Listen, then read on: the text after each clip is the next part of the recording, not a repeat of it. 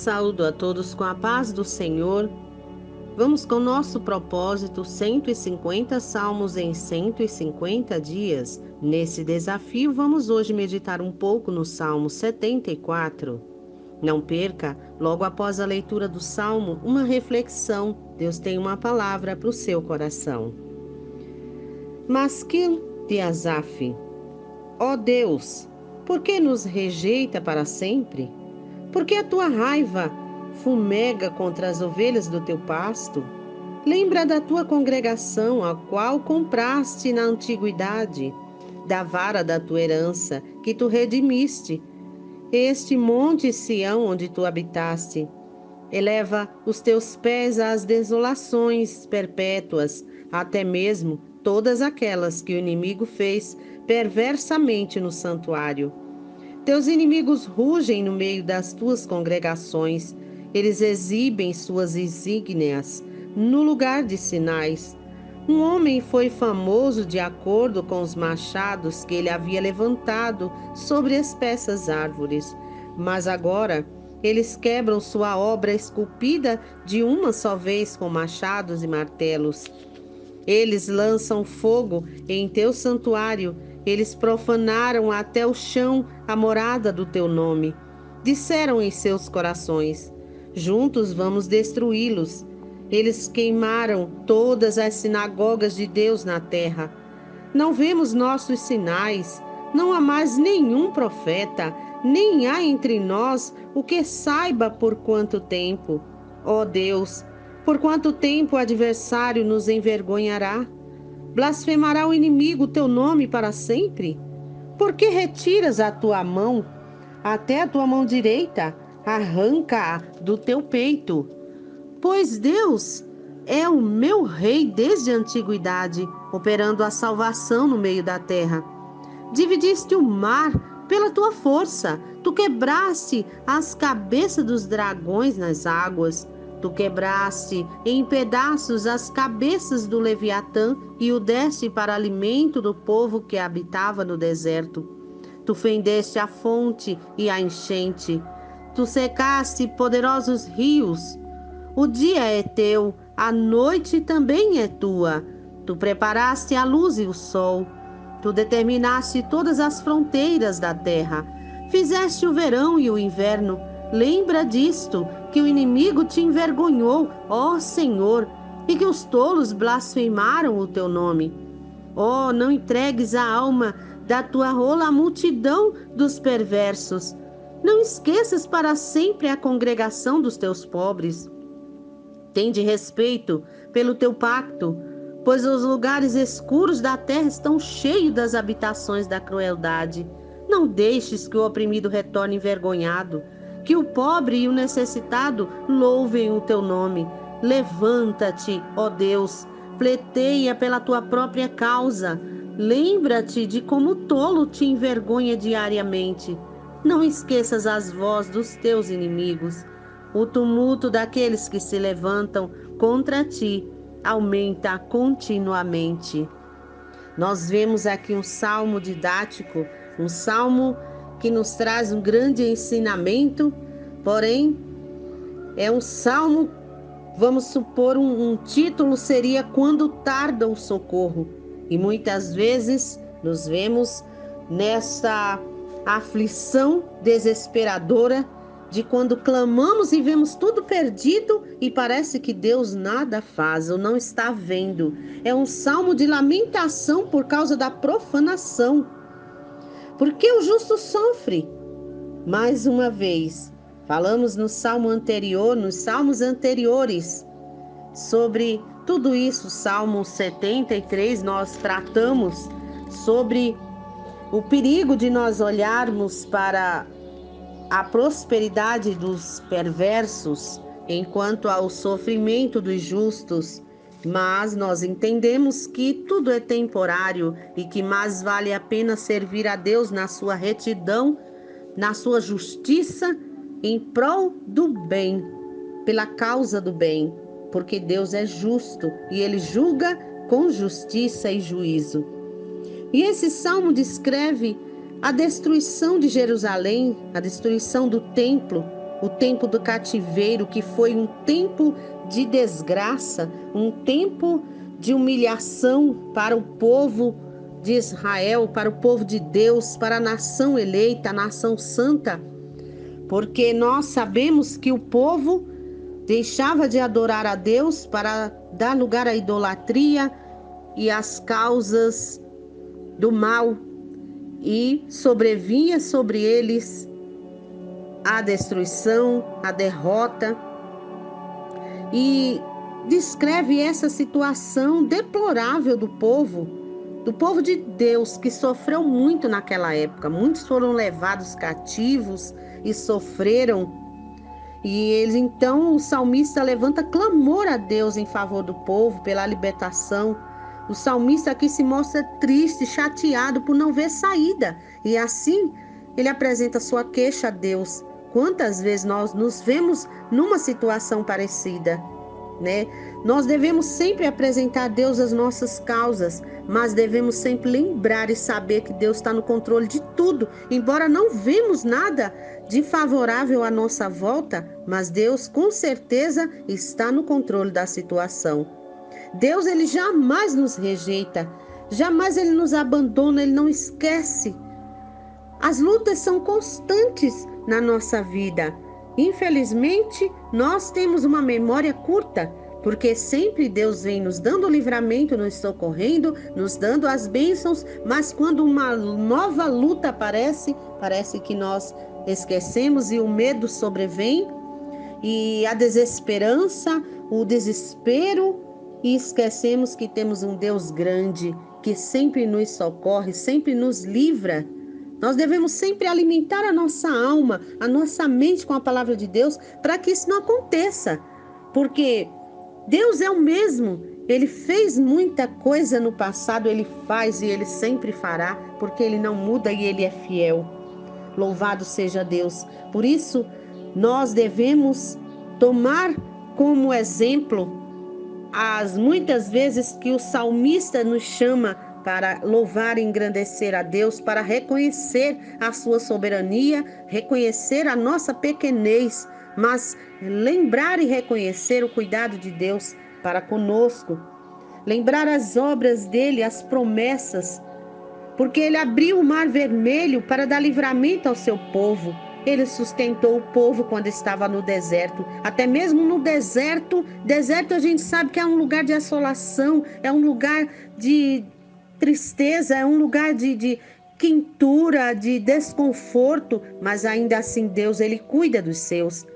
Nós devemos lembrar as obras da antiguidade, os livramentos e milagres que ele deu ao povo, ao seu povo. Nós temos relatos na Bíblia maravilhosos que, se nós meditarmos, por isso que o salmista, já desde o Salmo 1, nos chama a meditar nas leis do Senhor de dia e de noite, porque assim estamos alimentando a nossa alma, firmando a nossa fé, para que possamos estar lembrados a todo tempo do poder de Deus. Nós vemos aqui em Romanos, capítulo 15, verso 4, diz que tudo que foi escrito anteriormente foi para o nosso ensino, para que pela paciência e consolação das Escrituras tenhamos esperança. Então a gente precisa das Escrituras, a gente precisa administrar o nosso tempo, fazer escolhas, porque nós temos 24 horas, 8 delas são dedicadas ao descanso, e 8 delas dedicadas ao trabalho. E as outras 8 horas, o que fazemos com ela, né? Temos o tempo de asseio do corpo, de alimentar o corpo, mas também precisamos entender que a nossa alma também precisa ser alimentada. Hoje em dia, o mundo está muito conturbado, cheio de corrupção, orgias, violência, desigualdade, tanta coisa, né, que a gente puxa a nossa atenção e nos entristece de a igreja pedir às pessoas que se dedicam a Deus a colocar suas vidas no altar de Deus, na oração, né, ao louvor a Deus, clamam por uma solução e parece que o mundo está sempre ficando pior. Mas nós dividimos o nosso tempo com as redes sociais, dividimos o nosso tempo com a mídia, com a TV, com tantas outras coisas que não edificam.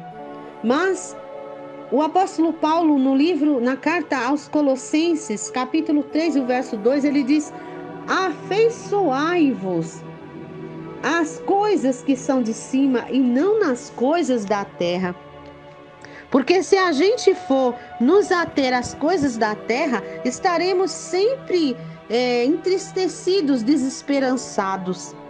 Mas, se nós atentarmos para a Bíblia, para tudo aquilo que Deus deixou para nós, alimentarmos a nossa alma, a nossa fé, para que estejamos firmes. Aqui no livro, na carta aos Hebreus, no capítulo 6 e o verso 11 e 12 diz assim: desejamos que cada um de vós mostre o mesmo zelo até a completa certeza da esperança, até o fim, para que não estejais ociosos, mas sejais seguidores dos que pela fé e paciência herdam as promessas, né?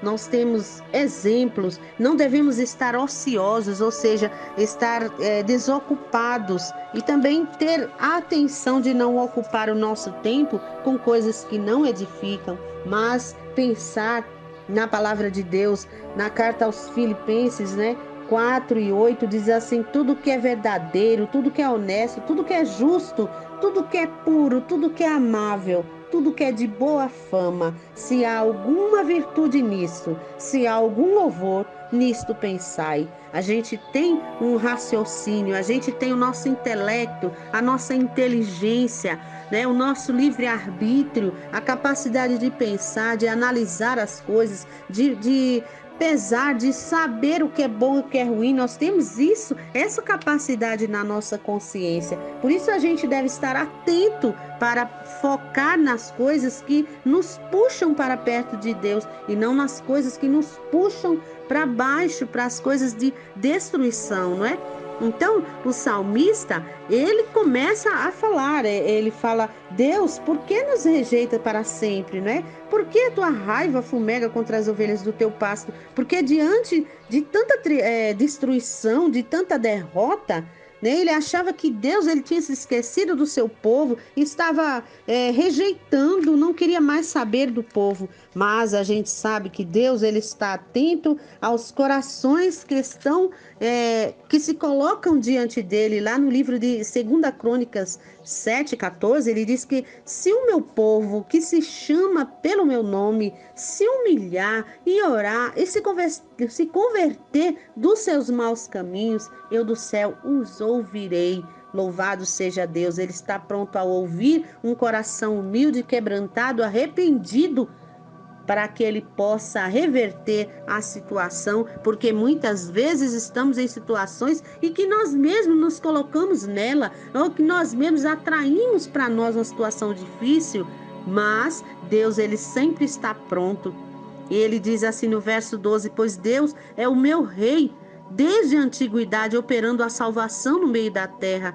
Aí ele começa a lembrar: dividiste o mar pela tua força, tu quebraste as cabeças dos dragões nas águas. E ele vai lembrando tudo aquilo que Deus fez. E no 16 ele diz: o dia é teu, a noite também é tua, preparaste a luz e o sol. Tu determinaste todas as fronteiras da terra, fizeste o verão e o inverno. E ele disse: lembra disso. Ele pede a Deus para lembrar-se de tudo isso, porque Deus esteve com o povo, Deus operou maravilhas, e a gente sabe disso. Como ele diz: o dia é teu e a noite é tua. Significa, no meu entendimento, que tanto literalmente o dia e a noite são dele, mas na nossa vida também, quando tudo é dia, quando tudo está claro, quando tudo está bem, Deus é o nosso refúgio, Deus está conosco, é a nossa alegria. Mas quando estamos passando por uma noite, por uma escuridão, por uma tristeza, Deus também está presente. Ele não se ausenta, mas ele quer de nós que nós nos acheguemos a ele com o coração contrito, quebrantado, humilde diante dele, para que ele possa nos ouvir e nos dar a resposta. E assim ele encerra com um clamor, né? No verso 22, ele diz: levanta-te, ó Deus, pleiteia pela tua própria causa. Lembra-te de como o tolo te envergonha diariamente. Não esqueça da voz dos teus inimigos. E nós sabemos que lá no livro, aqui no livro de Isaías, né? Ele vai sim ouvir o povo, ele vai reverter a situação do povo de Israel, do povo ali com o despojo, destruídos, cativos, né? No Isaías capítulo 41:10, ele já diz ali: não temas, porque eu estou contigo. Não estejas aterrorizado, porque eu sou o teu Deus. Eu te fortalecerei. Sim, eu te ajudarei. Sim, eu te susterei com a minha mão direita da minha justiça. Glória a Deus, né? E ele diz assim no verso 15: eis que eu farei de ti um novo e afiado instrumento de debulha, tendo dentes. Tu debulharás os montes e rebaixarás, e tornarás as colinas como palhas dos cereais. No capítulo 43 de Isaías, ele diz, né, no verso 2, aliás, logo no verso 1, porém agora, assim diz o Senhor que te criou, ó Jacó, e aquele que te formou, ó Israel, não temas, porque eu te redimi, eu te chamei pelo teu nome, tu és meu. Quando passares pelas águas, eu estarei contigo, estarei através dos rios, eles não te submergirão. Quando caminhares através do fogo, tu não serás queimado, nem a chama queimará ou arderá em ti, porque eu sou o Senhor teu Deus, o Santo de Israel, o teu Salvador, e dei o Egito por teu resgate, a Etiópia e Sebá por ti, né? E ele diz no verso 7, precisamente: todo que é chamado pelo meu nome, porque eu tenho criado para a minha glória e tenho formado, sim, eu o tenho feito. Glória a Deus, louvado seja o nome de Deus para sempre, né? Que nós possamos nos firmar nas promessas de Deus. Aqui em Isaías ainda 49:15 diz assim: pode uma mulher esquecer sua criança que mama, que não teria compaixão do filho do seu útero? Sim, elas podem esquecer, contudo eu não esquecerei de ti. O verso 16 diz: que eu tenho gravado nas palmas das minhas mãos, teus muros estão continuamente diante de mim. Glória a Deus, eram os muros de Jerusalém que ele estava falando, mas essa palavra se aplica a você também. Ainda que uma mulher esqueça-se do seu filho que amamenta, porém Deus, ele não esquece de nenhum dos filhos seus. Você está gravada nas mãos de Deus. Ele certamente está vendo o seu sofrimento e ele vai chegar com a provisão no momento certo, ele vai chegar com o livramento, ele vai chegar com a vitória, ainda que pareça que não há solução, mas ele chega na hora certa, nem adiantado nem atrasado. É bom sempre lembrar de quando Lázaro já estava morto há 4 dias. Eu faço questão várias vezes de lembrar, porque esse é um milagre que descreve exatamente quando nós pensamos que não há mais solução, que tudo já está perdido. Pode estar perdido para mim, pode estar perdido para você, mas para Deus nada é impossível, como diz lá em Lucas 1:37. Lázaro já estava morto, seus órgãos já estavam podres, porque 4 dias já estava em estado de putrificação, já estava podre, não prestava mais. Mas Jesus chegou com a ordem de Deus ali e chamou ele à vida, trouxe de volta. Então, mesmo que esteja perdido para mim, perdido para você, Deus é aquele que restaura, é aquele que restitui, é aquele que renova, ele é o dono da vida, ele traz à existência as coisas que não são como se já existissem. Glória a Deus, ele é o mesmo Deus que operou no passado milagres e maravilhas, coisas grandiosas, ele ainda faz. Portanto, vamos alimentar a nossa mente, a nossa confiança com a palavra de Deus. Retire um tempo para você todos os dias para alimentar a sua alma, porque nós temos o tempo de alimentar nosso corpo, café da manhã, almoço, janta e horas de lanches esporadicamente, mas para a palavra de Deus, um momento com Deus às vezes é difícil, colocamos obstáculos, ocupamos o nosso dia de uma forma que hoje o que a gente ouve dizer é que os dias estão mais curtos. Não são mais curtos, eles têm a mesma duração. O problema é que antigamente não tínhamos tantas coisas para nos divirtuar, para nos divertir, para nos ocupar. E hoje tem muitas coisas disputando o nosso tempo, mas vamos consagrar a nossa vida a Deus, tirando um tempinho todos os dias para meditar numa palavra de Deus, num salmo, procurar aprender, porque os salmos muitas vezes a gente lê e não consegue entender, mas quando a gente pede para Deus o esclarecimento, ou através de outras pessoas, que é o que eu estou fazendo aqui, esclarecendo um pouquinho, fazendo uma reflexão, procurando entender e compartilhando aquilo que eu vou entendendo da parte de Deus, o que Deus quer nos ensinar através dos salmos. Então, que Deus nos abençoe, que fortaleça nossa alma, mas que nós possamos estar sempre lembrando a nossa alma que Deus é o Deus dos deuses, está no controle de tudo e está pronto a nos atender e nos dar a vitória. Devemos colocar sempre a nossa confiança nele, porque muitas vezes nós dizemos que confiamos em Deus, dizemos que temos fé, dizemos que acreditamos no milagre, mas lá dentro de nós, nós olhamos para o aparente, nós olhamos para a situação atual, que os médicos não dão solução, ninguém pode me ajudar, o que está acontecendo comigo, meu Deus, meu Deus, meu Deus, clamamos, mas no fundo, ainda não fizemos uma entrega completa para que Ele possa agir. Ele é o mesmo Deus. O Mar Vermelho hoje, na minha e na tua vida, ele simboliza a dificuldade a que estamos passando, seja ela de enfermidade, seja ela financeira, seja ela como for a situação, mas Deus pode abrir o mar na minha e na tua vida. Em nome de Jesus, receba essa palavra, confie, acredite, alimente a sua alma para a fé em Deus, para a confiança no Deus Todo-Poderoso, porque Ele tudo pode e está no controle de tudo. Um beijo no seu coração.